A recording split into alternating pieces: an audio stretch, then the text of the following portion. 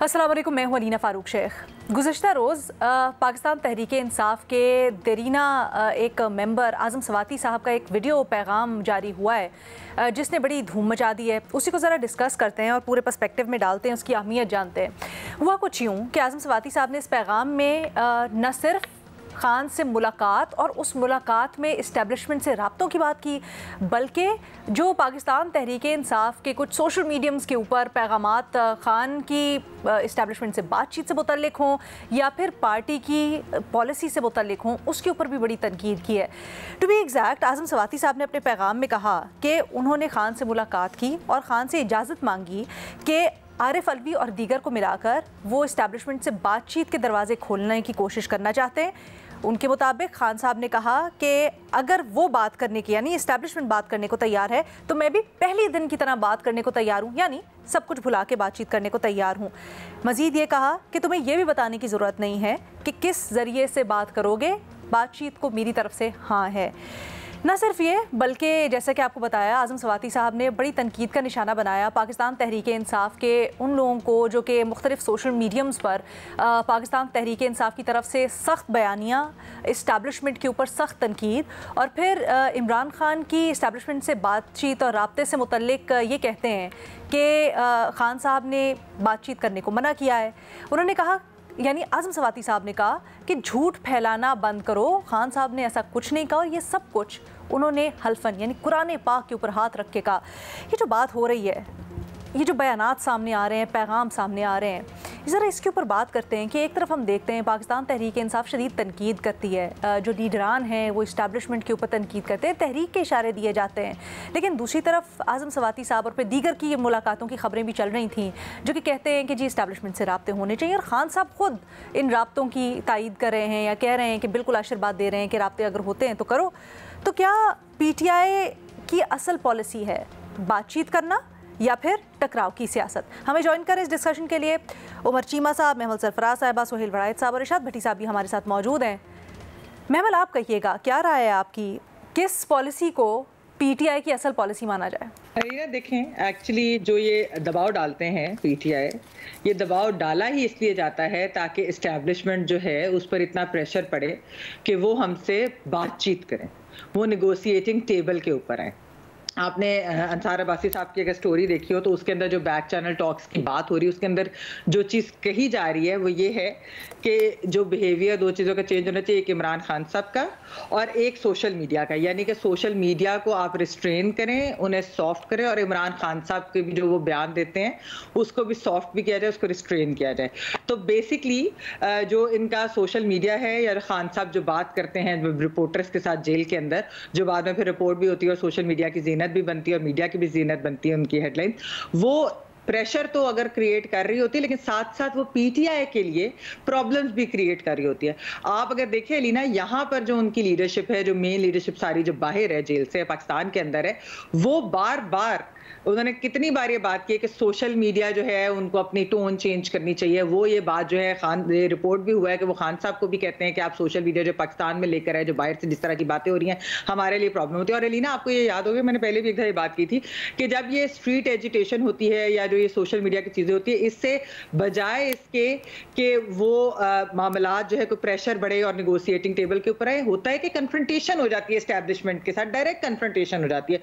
वही कन्फ्रंटेशन हमने 9 मई को भी देखी थी, वही हमने 24 से 26 नवंबर वाले जो वाकयात हुए थे उसमें देखी थी, और उसके बाद ही फिर हमने ये चीज़ देखी कि PTI की तरह से फिर ये बातें सामने आनी शुरू हुई कि नहीं, दोबारा से इस्टेब्लिशमेंट से रवाबत करते हैं। यानी अगर आप सोशल मीडिया देखें तो उसके अंदर तो ऐसा कि हमने कोई डील कभी करनी ही नहीं है, लेकिन जब आप ये सारे लीडर्स की बात सुनते हैं, जब आप ये देखते हैं कि पीछे बिहाइंड द सीन्स क्या हो रहा है, रिपोर्ट क्या हो रहा है, तो उसके अंदर नजर वही आता है कि वो इस्टेब्लिशमेंट से ही बात करना चाहते हैं। एक चीज़ मैं इसमें ज़रूर कहूँगी कि वैसे तो PTI को, और ये बात तो खैर हम पहले भी इधर के इधर कह चुके हैं कि PTI को चाहिए था कि जो हुकूमत के साथ डायलॉग जो पिछले साल दिसंबर में शुरू हुआ था, उसको इतनी जल्दी अगर वो ब्रेक डाउन ना उसका होता, यानी कि जनवरी में उन्होंने इस साल खत्म कर दिया, तो फिर शायद मामला थोड़े बेहतर होते इनके लिए, क्योंकि एक पॉलिटिकल सिचुएशन सोल्यूशन जो है वो शायद निकल पाती। थोड़ा सा टाइम उसमें जरूर लगता है, लेकिन इन्होंने तो डेडलाइंस ऐसी दे दी थी, तो डेडलाइन तो इनकी अभी तक तो काम नहीं किया। आप देखें लीना, इलेक्शंस के रिजल्ट्स के बावजूद, जो इनकी स्ट्रीट एजिटेशन के बावजूद, हर चीज के इनके सोशल मीडिया के प्रेशर के बावजूद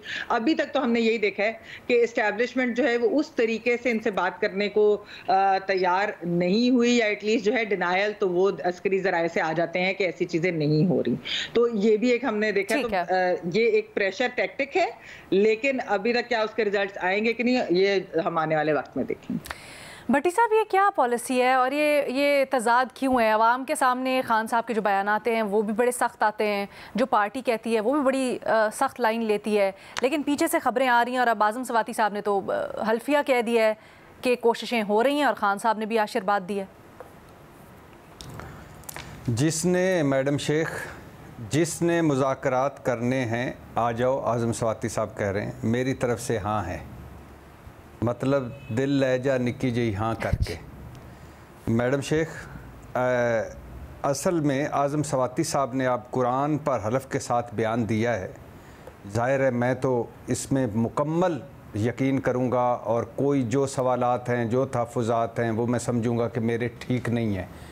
जब एक बंदा कुरान पर कुरान पर हाथ रख कर बात कर रहा है तो इससे बड़ी बात तो कोई नहीं हो सकती। आज़म सवाती साहब ने बात क्या की, उन्होंने कहा कि मुझे इमरान खान ने मुज़ाकरात करने की इजाज़त दी क्योंकि उन्हें मुझ पर एतमाद था। मैंने आर्मी चीफ़ के उस्ताद और करीबी साथी से बातचीत करने की कोशिश की। मैंने डॉक्टर आरिफ अलवी के ज़रिए भी बातचीत करने की कोशिश की।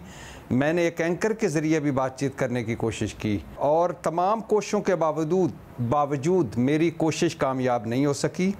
22 अगस्त को किसी इदारे के फ़र्ज से कोई बातचीत नहीं हुई। मुझे अली मीन गंडापुर, उमर अयूब, शिबली फराज ने अडयाला जेल भिजवाया। मुझे कहा गया कि खून खराबे का खदशा है, आपने बैरिस्टर गौर के साथ जेल जाना है। मुझे दिसंबर 2022 में भी इमरान खान ने आर्मी चीफ से मुज़ाकरात का टास्क दिया था। पुरानी बात कर रहे हैं, पुरानी इस्टेब्लिशमेंट से। ठीक है। बैरून मुल्क बैठे लोगों, झूठ ना बोलो, झूठ का चूरन बेचकर कब तक तबाही करोगे, इमरान खान के बाहर निकलने का ज़रिया बनो। वो मैडम शेख एक शेर है ना कि हर चारागर को चारागरी से गुरेज था, वरना हमें जो दुख थे बहुत लादवा न थे। अब मैडम शेख, मेरा ख्याल है, और अगर हम इसको पूरी सीरीज़ देखें तो पाकिस्तान तहरीक इंसाफ पहले दिन से मुज़ाकरात के चक्कर में थी, मुज़ाकरात करना चाहती थी और इस्टेब्लिशमेंट से मुज़ाकरात करना चाहती थी, और बिलाखिर एक वक्त आया कि जब उसने हुकूमत से भी मुज़ाकरात करने की कोशिश की। बाकी जो कुछ हुआ वो जो मैमल कह रही हैं, मैं एग्री करता हूँ कि वो सारा कुछ एक तरह से दबाव डाला जाता था कि मुज़ाकरात की हमारे साथ कोई आकर बैठे, बातचीत करे। जब 8 फरवरी 2024 का इलेक्शन चुराया गया, जब 26वीं आईनी तरमीम आ गई, जब चादर चार दीवारी और बुनियादी इंसानी हकूक़ की पामालियाँ हुई पाकिस्तान तहरीक इंसाफ के हवाले से, जब झूठे मुकदमे बने पाकिस्तान तहरीक इंसाफ पर और धड़ाधड़ बने, और जब छापे गिरफ्तारियां हुई, जब मुज़ाकरात के दरवाजे बंद हुए, तो फिर पाकिस्तान तहरीक इंसाफ जिस तरह भी, खा वो संगजानी का जलसा हो, लाहौर का जलसा हो, पिंडी का इhtजाज हो, पहला डी चौक हो, दूसरा डी चौक हो, जलसा, जलूस, रैली, वो कोशिश करती थी, लेकिन फ़ाइनल और आखिरी उसका हरबा होता था कि इस्टेब्लिशमेंट से बातचीत की जाए। और इस्टेब्लिशमेंट पहले दिन से ही दरवाज़े बंद करके ज़ीरो टॉलरेंस की उसकी तरफ से था, जो शुरू से ही। हालांकि अली मीन गंडापुर साहब बहुत दफ़ा बहुत जगहों पे कह चुके हैं कि बस 99% मसाइल हल हो चुके हैं, 1% रह गए हैं। तो बातचीत पहले दिन से मैडम शेख कह रहे हैं कि बातचीत ही वाहिद हल है इस सारे चीज़ों का, मुज़ाकरात ही हल है, बातचीत से ही रास्ता निकलेगा। लेकिन पाकिस्तान तहरीक इंसाफ का ये है कि पहले दिन से इमरान खान साहब के भी सख्त बयानात हों। हाँ, जो सोशल मीडिया है जिससे दुखी थे आज़म सवाती साहब, उससे ना सिर्फ आज़म सवाती साहब दुखी हैं, बल्कि अब 80-90% पाकिस्तान तहरीक इंसाफ दुखी है। वो उनकी एक अपनी लाइन है, लेकिन बाकी जो पाकिस्तान में है उन सारों की पहली और आखिरी कोशिश है मुज़ाकरात की, बाकी सारा कुछ वो दबाव डालने के लिए। खान साहब के भी तो जब बयानात आते हैं, पेशियाँ होती थी, उसके बाद रिपोर्टर्स रिपोर्ट करते थे, उसमें बड़ी सख्त ज़बान इस्तेमाल होती थी। तो सिर्फ सोशल मीडिया है या फिर पार्टी की जनरली पॉलिसी भी है? नहीं मैडम शेख, हर सेकंड डे इमरान खान साहब का बयान उठा के देख लें। हर सेकंड बयान में मुज़ाकरात की बात हुई है, बातचीत की बात हुई है। अच्छा सोहेल साहब, आपकी इसके ऊपर क्या राय है? आप क्या समझते हैं पीटीआई की असल पॉलिसी क्या है? देखिए, पीटीआई चाहती तो ये है कि उसे जिस तरह भट्टी साहब का क्या पीटीआई से इत्तेहाद है कि जनरल बाजवा का और इमरान खान का वो गोल्डन दौर आ जाए जिसमें 1 पेज होता था, इमरान खान भी होते थे और जनरल बाजवा भी होते थे। ड्रीम तो वो है, लेकिन वो चूंकि इस वक्त जरा मुश्किल लग रहा है तो उससे शॉर्ट गया है कि शहबाज शरीफ, आसिफ जरदारी को घर भेजा जाए और पीटीआई के वजीर आजम और हुकूमत को लाया जाए, जो उनका मैंडेट था वो बहाल किया जाए, ये वजीर आजम डिसमिस किया जाए, हुकूमतें जो हैं सुप्रीम कोर्ट उसमें वो जज लाए जाएं जो पहले तरीके इंसाफ के हक में मुनसिफाना फैसले देते थे। तो वैसे तो ये है उनके ख्वाब, लेकिन चूंकि ये इस वक्त बज़ाहिर मुमकिन नहीं लगते, तो इसलिए ये छोटे मोटे वो चाहते हैं कि डायलॉग कर लें और ये जो बेवकूफ़ से लोग हुकूमत में और मुक्तदरा में बैठे हैं इनको बेवकूफ़ बना के किसी तरह इक़्तिदार में आ जाएं। तो ये है उनकी पॉलिसी। सर, लेकिन एक तरफ खान साहब जो पब्लिकली उनके बयान शाये होते हैं या फिर जो जेल के अंदर उनकी बात होती है वो सामने आती है, तो उसमें तो बड़ी सख्त लाइन होती है, पार्टी के अक्सर लोग भी सख्त लाइन लेते हैं।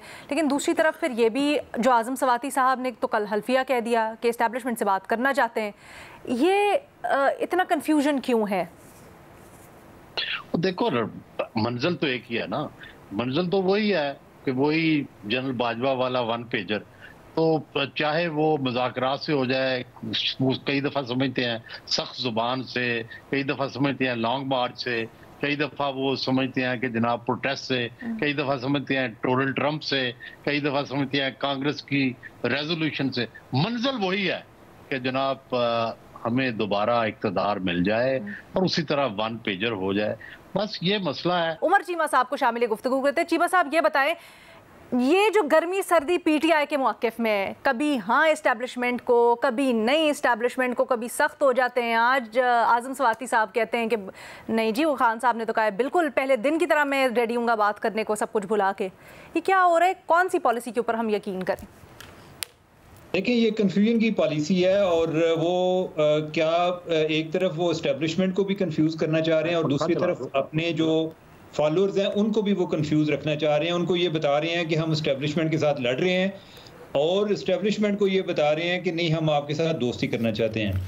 अच्छा, इनके बारे में, इमरान खान के बारे में बातें तो मुख्तलिफ टाइम पर आती रहीं कि वो इस्टेब्लिशमेंट के साथ मुज़ाकरात करना चाहते हैं। बेसिकली वो पॉलिटिक्स या डेमोक्रेसी पर वो भी बिलीव नहीं करते। उनका एक जो ताल्लुक है या जो पार्टनरशिप है वो उन्हीं के साथ रखना चाहते हैं, बाकी सियासतदानों के साथ तो वो बात ही नहीं करना चाहते। अगर वो सियासतदान होते, अगर वो जमहूरियत पसंद होते तो कोई एक रूल्स ऑफ गेम तय कर लेते सियासतदानों के साथ मिलकर कि जिसकी वजह से हमारी सियासत में नफरत आई है, इसको कैसे ख़त्म किया जा सकता है, हम एक दूसरे के मैंडेट को चुराने से कैसे बाज आ सकते हैं और मुल्क में स्टेबिलिटी कैसे लाई जा सकती है, वो इस साइड पे जाते हैं। लेकिन वो बार बार जो है ना उनको छोड़ते एस्टेब्लिशमेंट और सियासतदानों की तरफ हैं, वो जाते जो है ना वो एस्टेब्लिशमेंट की तरफ हैं। अब ये है कि चलें, इस हद तक तो हमें आइडिया था कि वो बार बार एस्टेब्लिशमेंट की तरफ जाते हैं, लेकिन इतने वो डेस्परेट तरीके से जाते हैं। जो बातें आज़म सवाती साहब ने बताई हैं कि उन्होंने कहा कि मैं कोई और 1-2 लोगों के साथ उनको एतमाद में लेना चाह रहा था अपनी ही पार्टी के, उन्होंने कहा कि आपको किसी को एतमाद में लेने की जरूरत नहीं, आप अकेले ही जाओ, नहीं कि आपको किसी को कहने की जरूरत नहीं है। मतलब यह है कि कोई बंदा कोई ऐसा मशवरा ना दे दे कि कोई मामला अगर कहीं होता रुक ना जाए, तो लिहाजा अगर आपके बस चलता है तो आप अपने लेवल पे पूरी कोशिश करो। एक बात जो उनकी डेस्परेशन है, और वो बात कब की कर रहे हैं, दिसंबर 2022 की, यानी कि उस टाइम भी उनकी जो डेस्परेशन का लेवल था वो ये था। अब जो दूसरी बात है उनकी ये है कि हमें ये बातें सुनने को मिलती हैं कि जो इनके एस्टेब्लिशमेंट के साथ राब्ते हैं, आज़म सवाती साहब ने वो भी बताया कि ये राब्ते कैसे करते हैं, कि कोई उनका उस्ताद को तलाश कर रहा है, कोई उनके को दोस्त को तलाश कर रहा है, कोई और उनके को मोहल्लेदार को तलाश कर रहा है कि किसी तरीके से हो सकता है कि ये कोई जनरल साहब का को बचपन में उनके साथ दोस्ती हो तो उनके साथ मेरी बात करा दे। तो ये इनका रसाई का लेवल है और साथ साथ ये इतनी चीजें चला भी रहे होते हैं जी कि एस्टेब्लिशमेंट वाले हमारे तरले कर रहे हैं, हम जो है यानी कि हम उनके साथ मुज़ाकरात करने को तैयार नहीं। खान ने कहा कि आप जो है ना सारा मामला जो है ना वो सियासी मैदान में ही तय होगा, लेकिन जो दूसरी रियलिटी है वो ये है। ओवरऑल जो आज़म सवाती साहब हैं वो किसको जवाब देना चाह रहे थे इससे कतई नजर हमें, यानी कि मेरे लिए जो एक इम्पॉर्टेंट था वो ये था कि इनके राब्तों की नोयत और इनका रसाई का लेवल क्या है और जो डेस्परेशन है वो कितनी थी, तब भी कितनी थी और अभी भी है। अच्छा, दूसरी चीज़ ये है कि इधर अक्सर बात होती है, पहले भी कई लोग कहते हैं जी कि इमरान खान जो है ना उन्होंने बड़ा एक ग्रेसफुली जेल काट रहे हैं। मेरा एक ये पॉइंट था कि अभी उन्होंने 1 साल काटी है, इतनी सारे काट के आए थे। उसके बाद से ये बेसिकली जेल जो है किसी उम्मीद पर काटी जाती है। अब जो है ना वो उम्मीद खत्म हो रही है। अब जो बात आजम सवाती भी कर रहे हैं कि उनको किसी तरह बाहर निकाला जाए, कि वो ये सोच रहे हैं कि फर्ज किया कि अगर जो है नेक्स्ट गवर्नमेंट भी हमारी आ जाए तो इमरान खान को उस टाइम तक तो अंदर नहीं रखना। तो ये जो एफर्ट्स हो रही हैं ये इमरान खान की जो रजामंदी के बगैर नहीं हो रही। और तीसरी बात यह है कि जो पार्टी में इन्होंने इमरान खान ने अपने इंतहा पसंदी को फरोग दिया है, वो सब लोग जो हैं वो इमरान खान की एफर्ट्स को भी सैबोटाज करेंगे। वो नहीं चाहेंगे कि इमरान खान निकलें। उनका जो एक सौदा, जो उनका किचन, यूट्यूब जो जिस तरीके से एक एक्सट्रीम पोजीशन लेकर चल रहा है, जो खुद इधर से भाग कर गए हुए हैं और उधर बाहर जाके कहते हैं कि इमरान खान को डील नहीं करनी चाहिए। ये जो सोशल मीडिया है ना, ये बेसिकली पीटीआई का अंडरवर्ल्ड इसको समझ लें। ये अंडरवर्ल्ड है, ये एक माफिया है कि जिसके हाथों पूरी पीटीआई ये रकमाल हुई है और वो बस उनकी शर से बचने की कोशिश करते हैं। और इमरान खान सर, आपने बहुत सारे नुक्ते उठा दिए और सारे अपनी अपनी जगह बहुत अहम। मैं जरा महमल का पॉइंट ले लूं, उसके बाद एक एक करके इन सब पे बात करते हैं। महमल, आप कुछ काफी देर से कहना चाह रही हैं। जी जी रीना, जो मैं बात करना चाह रही हूँ ना वो बेसिकली ये है कि जो पीटीआई, मैंने जिस तरह बताया कि प्रेशर के लिए ये सारे बयान आते हैं खान साहब के या सोशल मीडिया के, और एंड उनका वही है गोल के मुज़ाकरात हो। लेकिन ये वो बयानिया ये बनाना चाहते हैं। एक चीज जो है वो है कि बयानिया उनका ये है कि एस्टैब्लिशमेंट हमसे बात करना चाहती है, हम नहीं। यानी कि बेसिकली ये प्रेशर इसलिए है कि कल को जब एस्टैब्लिशमेंट से राब्ते होंगे जो वो चाहते हैं तो वो ये कह सके कि हमने तो नहीं कहा था, एस्टैब्लिशमेंट खुद चल के हमारे पास आई है, क्योंकि वो जो है हमारे बगैर अब उनका गुजारा नहीं है। वो अपने लोगों को, अपने वोटर सपोर्टर को, वो बयानिए को भी जिंदा रखना चाहते हैं। लेकिन जो है वो असल चीज वही है कि वो चाहते हैं कि सेम पेज हो रहे, जिस तरह सोहेल साहब ने कहा कि सेम पेज हो रहे, वही जिस तरह बाजवा टाइम था कि वही गवर्नमेंट हो और वही हमारे सारा कुछ करे, एस्टैब्लिशमेंट भी हमारे साथ हो, जुडिशरी भी हमारे साथ हो, हुकूमत भी हमारी हो। चाहते हुए एंड पे यही है, they want it through the establishment. ठीक है भट्टी साहब, दो सवालात। एक, कंफ्यूजन दूर हो जाए अगर, और अगर खान साहब भी चाहते हैं आपके मुताबिक, आज़म सवाती साहब ने कुरान पे रख के कह दिया कि हो बातचीत इस्टेब्लिशमेंट से, तो एक कन्फ्यूजन खान साहब को वंस एंड फॉर ऑल दूर नहीं कर देनी चाहिए? उनको भी अपने पैगामात में, अपने बाकी जो लीडरान उनसे मिलते हैं कहते हैं, उनको क्लियर नहीं कर देना चाहिए? क्योंकि गौहर साहब तो अब से कुछ देर पहले ये कह रहे हैं कि राब्ते कौन से हो रहे हैं, इस्टेब्लिशमेंट से बातचीत करनी है, हो रही है, उनको तो कुछ पता ही नहीं है, पार्टी चेयरमैन को कुछ नहीं पता। मैडम शेख, आज़म सवाती साहब ने कुरान पर हलफ रख कर या कुरान पर हाथ रख कर बात कर दी है, इसके बाद और कन्फ्यूजन क्या रह जाती है? सर, आज़म सवाती साहब की इस वक्त उनका सरफेस होना, उनकी अहमियत क्या है? एक वो 7 बजे वाली तो हमें मुलाकात उनकी याद है।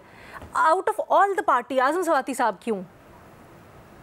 मैडम शेख, आपने पूरा शायद उनका पढ़ा नहीं है जो मैंने आपको सुनाया भी, कि जो मेन पॉइंट्स थे कि बात हो रही है मुज़ाकरात की और बात हो रही है एस्टेब्लिशमेंट से मुज़ाकरात की, और आज़म सवाती कह रहे हैं कि मैं कुरान पर हलफ हाथ रख कर कह रहा हूं कि मुझे इमरान खान ने इजाज़त दी कि आप मुज़ाकरात करें और आज भी हम तैयार हैं।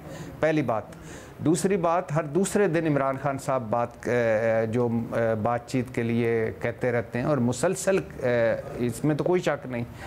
और नहीं सर, अभी महमल ने भी कहा, चीमा साहब ने भी कहा कि जब सियासतदानों से बातचीत हो रही थी तो खान साहब ने उसको शट डाउन किया, वो तो बल्कि बड़ा अच्छा रास्ता हो सकता था। कौन से सियासतदानों से बात हो रही थी और कौन से वो संजीदा थे जिनसे बात हो रही थी? आपने नहीं देखा था क्या कह, सुबह से शाम तक वो क्या करते थे और क्या था उनके पास? और क्या जो आपने राना सनाउल्लाह साहब और इरफान सिद्दीकी साहब की तीसरी मीटिंग के बाद प्रेस कॉन्फ्रेंस नहीं दिखी कि ये तो भाई मुतालबात जो आपने दिए हैं ये तो काबिल अमल ही नहीं है, तो क्या मुज़ाकरात उनसे करें? बातचीत तो बहरहाल इमरान खान ने उधर भी की उन्होंने, और ये भी कहा कि आप तो फिर ना कहिएगा कि इस कह रहे थे ना, मेरा ख्याल है चीमा साहब कहते हुए डेस्परेट लग रहे हैं खान साहब इस तरह की बातें करके और इस तरह के पैगामात भिजवा के। नहीं, मैं नहीं ये समझता ऐसी बात है। अच्छा। इशू ये है कि ये वक्त बदलता रहता है, चीज़ें बदलती रहती हैं। आज जो सूरत हाल है उसमें हो सकता है आप ये लफ्ज़ डेस्परेट का इस्तेमाल कर लें, कल हो सकता है ना हो, परसों हो सकता है ना हो। तो ये पाकिस्तान में तो एक दिन एक इवेंट होता है, सारा कुछ बदल जाता है। तो कोई बात नहीं, आज अगर हुकूमत ताकत में है और वो समझती है कि ये डेस्परेट हैं, और कल हो सकता है कि हुकूमत डेस्परेट हो, तो कोई ये तो वक्त बदलता रहता है। चीमा साहब कुछ कहना चाहेंगे? मैं कोई हुकूमत की बात नहीं कर रहा कि हुकूमत डेस्परेट है या हुकूमत क्या कह रही है। मैं तो एस्टेब्लिशमेंट के हवाले से जो उनकी बात हो रही है मैं उसकी कर रहा हूं कि वो एस्टेब्लिशमेंट के साथ बात करने में कितनी डेस्परेट है। और ये मैं बात जो आजम सवाती साहब ने की है उधर से ये हस कर रहा हूं कि वो कह रहे हैं कि आपको किसी के साथ मशवरा करने की भी जरूरत नहीं है। आपका अगर बस चलता है तो आप गेट क्रैश करो, आप जाके जो है ना मुज़ाकरात शुरू कर दो। तो ये एक डेस्परेशन में उस तनाज़ुर में मैं बात कर रहा हूँ। तो भट्टी साहब ये बता देना, अगर ऐसा है खान साहब क्लियर क्यों नहीं करते पॉलिसी? सबको कह देना भाई आज से बातचीत अगर करनी है तो सिर्फ बातचीत होगी, कोई तनकीद नहीं होगी या सख्त बयानबाजी नहीं होगी। मैडम शेख, पहले दिन से अब ये आज़म सवाती के बयान कोई ले लें, अली अमीन गंडापुर साहब तो खैर दूसरी कहानी सुनाते हैं, लेकिन पहले दिन से ज़ीरो टॉलरेंस है इस्टेब्लिशमेंट की तरफ से। तो और जब जब मैंने कहा आपको इवेंट्स बताए हैं, जब जब इवेंट्स होते हैं वो इलेक्शन का हो, वो 26वीं तरमीम का हो या कोई भी हो, तो वो ज़ाहिर एक पॉलिटिकल पार्टी है, वो जलसा भी करेगी, जुलूस भी निकालेगी, रैली भी करेगी अदालतों के हुक्म पर, अपने मुकदमों पर, तो वो तो चलता रहता है। लेकिन ये है कि पाकिस्तान तहरीक इंसाफ ने कभी मुज़ाकरात नहीं करने कहा कि हम नहीं करेंगे, हमेशा से कोशिश कर रही है। सर वो मसला है ना फिर कि बंदूक की नोक के ऊपर मुज़ाकरात कैसे होते हैं। सोहेल साहब, कंक्लूडिंग कमेंट्स। देखिए, बुनियादी बात तो यही है कि मुल्क के अंदर नॉर्मलाइजेशन होनी चाहिए। कोई भी शायद इससे इख्तलाफ नहीं करेगा। तहरीक इंसाफ भी मुल्क की अहम सियासी पार्टी है, अपोजिशन है मुल्क की, और आपको पता है हुकूमत और अपोजिशन रियासत के दो पहिए होते हैं, उनसे चलते हैं। तो जो ड्यू राइट्स हैं अपोजिशन के वो मिलने चाहिए। इसी तरह अपोजिशन को भी ये समझना चाहिए कि मुल्क इस वक्त किन हालात से गुजर रहा है। उनमें दहशतगर्दी की कॉन्फ्रेंस में ना जाना या IMF को खत लिखना या डोनाल्ड ट्रंप की मुदाखलत का इंतजार करना या ये कोशिश करना कि ये सब कुछ खत्म हो जाए। अब हो सकता है उनकी ख्वाहिशात पूरी हो जाए, लेकिन बज़ाहिर इस वक्त तो ये लगता है कि ये ख्वाहिशें ना पूरी होती नजर आ रही हैं, ना ये करनी चाहिए। और उसके बजाय मुल्क के अंदर रास्ता निकालना चाहिए जिसमें जाहिर है दोनों को कुर्बानी देनी पड़ेगी, अपने अपने मौक़िफ़ की, लचक की। तो यही रास्ता होता है दुनिया में दो इख्तिलाफात खत्म करने का। क्या आप कहना चाह रहे हैं कि खान साहब माफ़ी मांगे? नहीं, मैं कह रहा हूँ कि सब अपनी अपनी पोजीशन से पीछे जाएं। 9 मई के मौके पे अगर माफ़ी मांग लें तो क्या हर्ज है। ज़बरदस्त। सर, इसी नोट के ऊपर हम एक छोटी सी ब्रेक लेते हैं। ब्रेक के बाद वापस आएंगे आपके सवालों के साथ। आप लोगों ने YouTube पर हमें सवाल भेजे, उनको हम प्रोग्राम का हिस्सा बना रहे हैं। पहला सवाल भट्टी साहब से करते हैं, जो कि भेजा है फैसल शाहनवाज ने। भट्टी साहब, आपसे पूछा जा रहा है कि आपके तज्जिए के मुताबिक इंतखाबात में किस सियासी रहनुमा को वज़ीर आज़म बनता आप देख रहे हैं? मरियम नवाज, बिलावल भुट्टो या कोई और रहनुमा? ये किसने भेजा है सवाल? सर, फैसल शाहनवाज साहब ने। ये कोई पता है किस शहर में रहते हैं ताकि मैं वहाँ जाकर इनसे मिल लूँ? आप मिल के क्या कहना चाहते हैं उनको इस फोरम से, प्लेटफॉर्म से कह दें। एक तो फैसल शाह जहाँ साहब, आपने इन दोनों के साथ रहनुमा लगाया है, आपकी बड़ी मेहरबानी। दूसरा, आपने इन दोनों को वज़ीर आज़म का, आपके पूरे मुल्क में यही दो नज़र आए हैं, वो भी बड़ी मेहरबानी। तीसरी बात यह है मेरे भाई कि अभी तक तो इस सिलेक्शन और इस हुकूमत का पहला साल है और अभी तक तो कुछ पता नहीं क्या होना है आगे जाकर। लेकिन बहरहाल दुआ यही करनी चाहिए कि कोई अच्छा बंदा आए और इस मुल्क को चलाए, अल्लाह करे। क्योंकि हमने अब ये तो नहीं कहना कि 3-3 नस्लों से इनकी आल औलाद कोई भुगतना है। तो बराए मेहरबानी आप भी दुआ शुआ करें, मैं भी करता हूँ, कोई बेहतर मुल्क के लिए हो आगे जाकर। सर, वो दुआ के साथ दवा के लिए उन्होंने गुंजाइश भी छोड़ दी। आपसे पूछा है इन दोनों के अलावा किसी और को भी आप बनते हुए देखते हैं तो अपनी तजवीज़ बता दें या अपनी दूर नजरी बता दें। नहीं, डेफिनेटली कुछ भी नहीं अभी तक। तो अभी तक आपको कोई नहीं लगता सियासतदानों में से इस काबिल? नहीं, काबिल नहीं मैडम शेख, आपने भी खैर क्या तो मारा है यू टर्न के काबिल नहीं लगता। मेरा मतलब है कि अभी तक तो ये हुकूमत का पहला साल है, ठीक है, अभी तक तो कोई पता नहीं होना क्या है आगे चलकर। तो ठीक है, अभी तज्जिया तबसरा करना मुश्किल है, लेकर बैठ के। ठीक है, बहुत शुक्रिया इरशाद भट्टी साहब। अगला सवाल महमल से करते हैं। महमल, आपसे लाइबा रजा पूछ रही हैं कि सुप्रीम कोर्ट ने शादीशुदा बेटी को वालिद के सरकारी कोटे पर नौकरी ना देना गैर कानूनी करार दिया है। आप इस फैसले को कैसे देखती हैं? देखिए रीना, मैं तो समझती हूँ बहुत ही एक खुशाइंद फैसला है।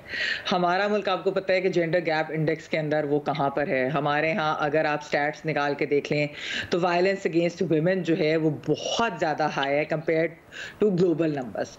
तो इस लिहाज से अगर आप देख रहे हैं कि सुप्रीम कोर्ट अगर अपना वेट कर रही है और ख़वातीन के साथ जो है उनके पर्दे में डाल रही है और सही फैसला दिया, ये कोई ऐसी चीज़ नहीं है। उन्होंने यही बात की है कि कैसे हो सकता है कि एक जो शख्स है अगर उसके बाद उसकी बेटी को क्यों नहीं मेरिट के ऊपर कोई कोटे के अंदर जो है नौकरी मिल सकती है, बेटों के लिए क्यों मुख्तस है। ये क्यों बात है कि जी वो अपने या तो हस्बैंड को छोड़ दे, पेरेंट्स पे डिपेंडेंट हो जाए, फिर उसको मिलेगी। अब आप देखिए लीना, ये वो मुल्क है जहां पर सुप्रीम कोर्ट ने वैसे खैर कुछ बहुत अच्छे इनहेरिटेंस राइट्स के ऊपर भी फैसले दिए थे। एक था कि जिसके अंदर एक बेवा को 26 साल के बाद उसको जस्टिस मिला, यानी कि वो जो इनहेरिटेंस के अंदर 26 साल बाद उसको अपना राइट मिला। ये वो मुल्क है कि जहां पर बहनें जो थी उनको 38 साल के बाद जो है सुप्रीम कोर्ट की वजह से उनको उनका राइटफुल शेयर मिला इनहेरिटेंस के अंदर। यहाँ पर जो एक भांजी थी उसको 34 साल के बाद जो है वो अपने इनहेरिटेंस मिली सुप्रीम कोर्ट के थ्रू। यानी कि सुप्रीम कोर्ट आप देखें ना लीना कि कितने साल लगे, दिहाइयां लगी कि जिसके अंदर उनको इनहेरिटेंस और इनहेरिटेंस जो बेसिक राइट है और जाना पड़ा और कितना लंबा और उस वक्त तक क्या चीज। तो मैं ये कह रही हूँ कि ये बहुत अच्छा फैसला है और बल्कि ऐसी चीजें जो हैं इनको हमें मजीद हाईलाइट भी करना चाहिए सुप्रीम कोर्ट को भी, क्योंकि जो खवातीन के एम्पावरमेंट के लिए, उनके राइट्स के लिए, उनके हकूक के लिए ये एक बहुत खुशाइंद बात। बहुत शुक्रिया महमल, बड़ी अच्छी तरह से आपने एक्सप्लेन किया। इसी के साथ एक छोटी सी ब्रेक लेते हैं, ब्रेक के बाद वापस आएंगे और फिर बाकी सवाल शामिल करेंगे। Welcome back. आप लोगों के भेजे गए सवाल हम प्रोग्राम का हिस्सा बना रहे हैं। सोहेल वड़ाइच साहब से सवाल करते हैं। सोहेल साहब, कलीम फारूक आपसे पूछ रहे हैं कि आपकी तो बड़ी गहरी नज़र है बरसों से सियासत के ऊपर। आज की जो सियासी क़यादत है, चाहे हुकूमत हो या अपोजिशन, क्या ये वाकई अवाम के मसाइल समझती है या ये सारी जंग बस इक़्तिदार के चक्कर में? देखिए, सियासी पार्टियां तो होती इसलिए है कि हुकूमत में आए, तो ये तो उनका हक है, क्योंकि जाहिर है किसी और ने तो नहीं मुल्क चलाना, आइन के तहत सियासी जमातों नहीं और सियासी लीडरों नहीं चलाना है। हाँ, क्या वो उस तरह से अवाम के मसाइल हल कर सके हैं या नहीं किए? मेरा ख्याल है नहीं किए, मैं आपसे इत्तफाक करता हूँ। और उसकी वजह बुनियादी ये है कि आज तक एक नीचे जो तीसरा टियर होता है लोकल गवर्नमेंट का, जब तक वो नहीं बनेगा लोगों के बुनियादी मसाइल हल नहीं होंगे। हमेशा दुनिया में 3 गवर्नमेंट्स होती हैं, फेडरल, प्रोविंशियल एंड लोकल। ये लोग सारे इख्तियारात लोकल गवर्नमेंट को मिलने चाहिए, खर्च करने के, एडमिनिस्ट्रेशन करने के। जिस दिन ये मिल जाएंगे 80% मसाइल हल। ठीक है, बेहतरीन, बहुत शुक्रिया सोहेल वड़ाइच साहब। उमर चीमा साहब, अगला सवाल आपके लिए। आपसे पूछा जा रहा है कि मुल्क में जमहूरियत है लेकिन आम आदमी की ज़िंदगी में कोई बेहतरी नहीं आती। आपके ख्याल में हमारी जमहूरियत में वो क्या कमी है जिसकी वजह से आवाम को इसके समरात नहीं मिल पा रहे? अच्छा, एक तो यह है कि जो आम आदमी की ज़िंदगी में बेहतरी है वो कई लिहाज से अगर हम देखें कि 2 साल पहले का मुवाजना करें तो जो उस टाइम लोगों के इश्यूज थे आज नहीं है। बाकी यह है कि बहुत ज़्यादा काम करने की ज़रूरत है, इम्प्रूवमेंट की बहुत गुंजाइश है और वो होनी भी चाहिए। लेकिन जहाँ तक जमहूरियत का तल्लुक है, जमहूरियत को इस बात की कोई पूरी गारंटी नहीं है कि उससे आम आदमी की ज़िंदगी बहुत बेहतर हो जाती है।